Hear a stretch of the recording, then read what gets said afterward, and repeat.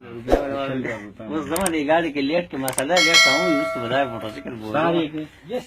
ما خو یې تر اوسه مې نه ته خبرو سړی بحث کوي دا کار چې دې زما لیک سره پنی مې مخ تاسو زما د خپل چې دا لیک به ویلي بچاوي نن به ویلي مې راکې ګرځېده ها 25000 مثال وی او نن به وکیرا کنه اوس کنه یاره خاري خصم بال کړو په مې راکې ګرځېده خې خپل ساتلې ها نو باچا او وزیر ښکار لراوتی و سره نوکرانو ها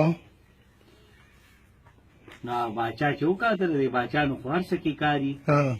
وزیر ته وی تاسو ته وکړي دا خر خرڅی نه ها هغه ته سګاله مالې سامیره دغه وتا چولې وی اصلي ته وی وی باچا وی چې دا خر خرڅای نه ولې نه خرڅوم وی په سو دی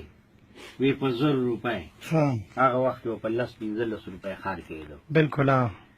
هغه ته یره دا 1000 روپے په دې خو اتیا خرونه کیږي ها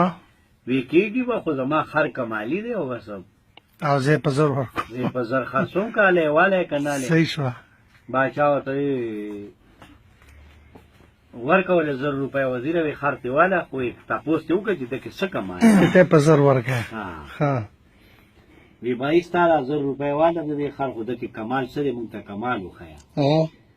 هغه ته د خدا کمال لوي چې زما پر خر کم سړی سور شي ها نو مکه مدینه او ته داسې ښکاری لکه دا مخامخ غر چې څنګه ښکاری ها باچا وی لکه دا خو د کمال نه ډک خر دی بالکل دوله پړې ورکړي ول 1000 روپے ورکړي نو دې چې روان شنو یاسې نه باچا دې واپس را پسې راولي ها وی باچا یو خبره مې یې رښو خو وی خپکی ګوبنه د خر دی مالک وته وی ها ویسو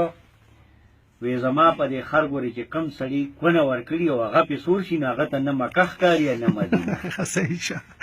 ځکه چې وی پاک سړی ته ها نو وزیر ته باچا وی وزیر وی تاسو مې خو کوخې دې خر ته وی صحیح کا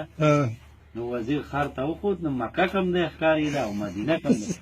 وزیر وی که چې روان کې نه ښکاری باچا ته څنګه چلی وزیر ښکاری ته یاره وی باچا وی دا مدینه راته صفا ښکاری او مکه کې له خړوالي راځي وی څه خړه غونته دا که چلې ها ها اره کوشوي تر کوشي چې زسې لوکم د مکه مدینه ها باچا چې کم دی خر ته او ست کافیره جلدی نور سیلی مدینه کم ده ها او سی وزیر وی دا کم